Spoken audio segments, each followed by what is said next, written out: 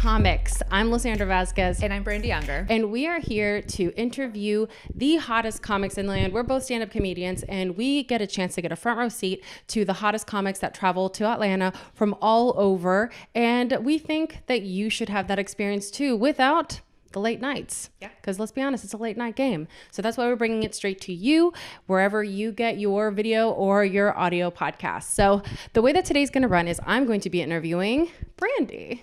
Hi, everybody. This is going to be a few too many episodes so you can get to know us a little bit and the format of the show. We're going to start each episode off with hot topics. And today's hot topic is Egg freezing. Ooh, egg freezing, which is the opposite of hot. It's like cooler than being cold. Cooler than being cool? Cooler than cool. Ice cold. From Atlanta, and that's a problem. It's not great. No, it's not great. So my hot, don't judge me. My hot topic is egg freezing. Okay. I am very lucky that I do work in corporate America, and we have really great benefits. And one of them is egg freezing and fertility benefits. I have given away my hopes and dreams of everything that I thought I would be at 33 years old. So I am going through this process. I think it's a good topic that people need to talk about. Yeah, man, it's tough being a woman. Because yes. Yeah. I'm finding out a lot like that goes into the process. Like I'm in it. Like it's happening. I had to go through genetic counseling. And as you know, being a single Jewish female, they have to test for a lot of things just for Crohn's, and you know, my great grandparents were first cousins, so that is romantic and good for my genetic pool. So like going through cancer screenings and all this stuff because my dad passed away of cancer, and based on my history, I'm either going to die of cancer or I'm going to forget that I have cancer because I have Alzheimer's. No.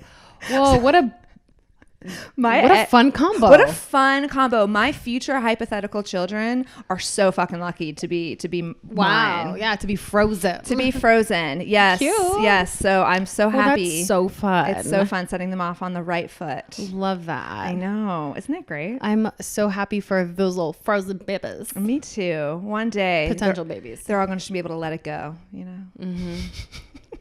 My God.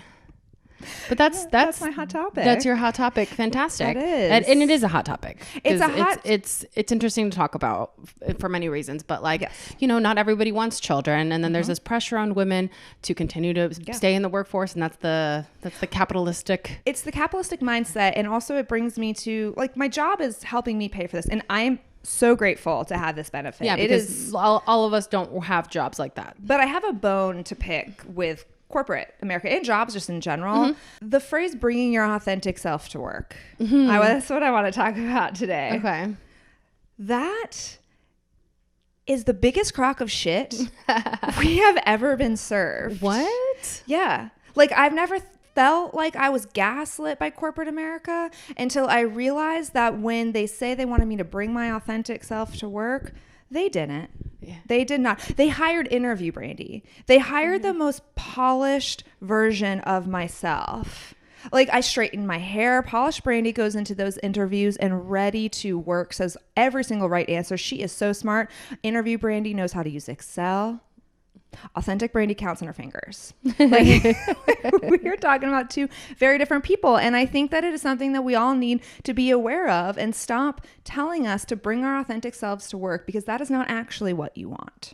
Right? No. I mean, I would want your authentic self, but I understand that corporate America doesn't want that. I think, but you want the best version of yourself, right? So here's a great example. I was 25 and I was working for a corporate company, and I brought my authentic self to work, and I took a vacation. I took a 15-day vacation, and I went to Germany. Another bonus is vacation days. I went to Germany and I went to Amsterdam, and I came back, and when I got back, my coworkers were like, "What did you do on your vacation? Like you were gone for a really long time." And polished Interview Brandi would have said, I went to Germany to go visit some concentration camps and really get in touch with my Jewish culture and my heritage. And then I also went to Amsterdam to go to the Anne Frank house and just really continue to understand about, the Jewish cultures in Eastern Europe. Yeah. Right. Lovely. Authentic Brandi, what I really did is I went to Germany for Oktoberfest. Word. Right? Dance on tables in Munich. Like, why wouldn't I do that? And then to cure my hangover from Oktoberfest, I went to Amsterdam to get high. I mean, right. I'm authentically, I am strategic. Yeah. Right? I did go to the Anne Frank house though. I mean, I still couldn't find her, but I went there anyway. Well, right. That's the point. Right. That's the point. But I should have told my coworkers what polished Brandi did. But instead I told them what authentic Brandi had done, because I was like, this is my authentic self. This was something cool that I had done. But the day I got back, it also was Halloween. So I dressed up as Waldo from Where's Waldo, because I also love a good theme. So like I had the glasses, the striped shirt, the pants, thinking like, oh, because of my world travels, you can't find me. HR found me. No. HR found me, and they let me go because I took 15 days vacation within the first 90 days of working there. The probationary period.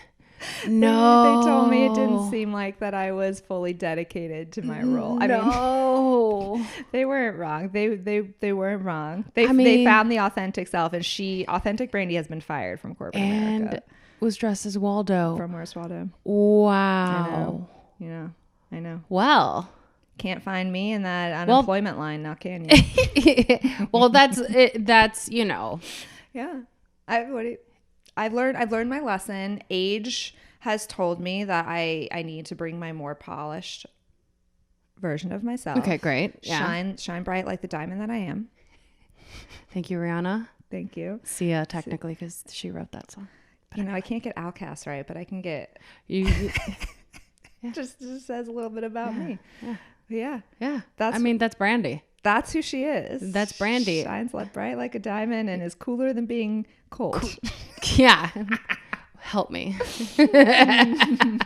All right, guys. And so we've reached the point of the podcast where we're going to do a section called Our Hotties, where in this section we are going to be picking so we are going to be focusing on most of the podcast is going to be on hot comics. These are people that are headlining shows, that are touring, that are really just about to be household names.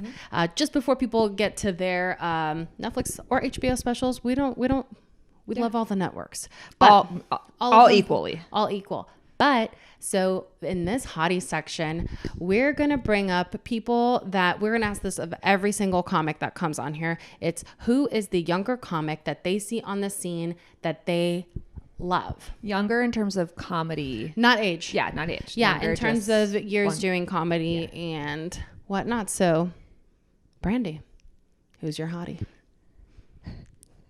I have a really hard time making decisions like this. This is funny. I get very uncomfortable.